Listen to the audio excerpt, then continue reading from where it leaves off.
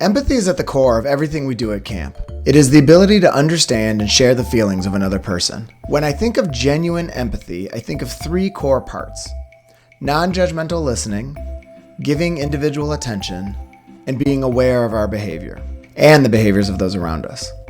Non-judgmental listening. Obviously, you're going to have opinions on the stuff you hear and the things that people are saying around us, but those opinions are yours. They aren't necessarily good for the talker. We want to focus on active, engaged listening without saying the first thing that comes to our minds or getting right into problem-solving mode, which is really tough when someone is telling us something hard or challenging, or when people feel uncomfortable and we truly want to help. Typically, what people are looking for in these moments are not solutions, but rather empathy, and we can give that to them through non-judgmental listening. Non-judgmental active listening sounds a lot like really good paraphrasing, really good follow-up questions, and a lot of acknowledging statements. Wow, that sounds really difficult. Or, thank you so much for telling me that. Or, sounds like a tough situation.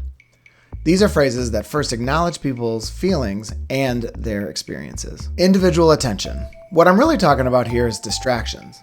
So often when we're having one-on-one conversations, there are so many other things going on. You know, our phones are in our pockets and we can feel it buzzing and all the texts are going off.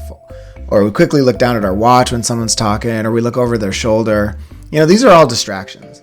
They're hard to avoid sometimes, and sometimes they're unavoidable. But what I really want us to think about is how is this going to help drive empathy? If we look people in the eye, or if we can model our own body language after what we are seeing, the individual attention leads to better connection and more empathy. Awareness of behavior.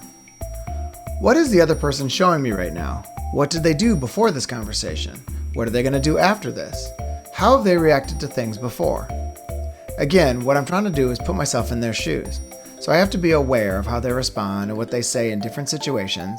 What I want to focus on here is not what I think they should do, but what do I know about them and what can give me a better understanding for what or why they might be thinking or feeling a specific way. Finally, I want to talk about the phrase "at least." Brené Brown, a researcher that studies empathy, talks about how people react when somebody is telling us something and we want to be empathetic, but often we're not. We do this all the time, right? When people are telling us something difficult or painful, we often want to draw out the silver lining. We say, "Oh, you lost your bathing suit? Well, but at least you have another." Or, "No swimming today, but at least we can go play gaga." And these phrases are not acknowledging what the other person is saying and practicing genuine empathy.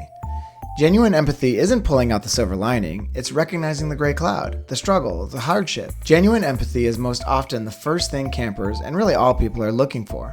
And it's a skill we can all get better at by focusing on these three building blocks: non-judgmental listening, individual attention, and awareness of behavior.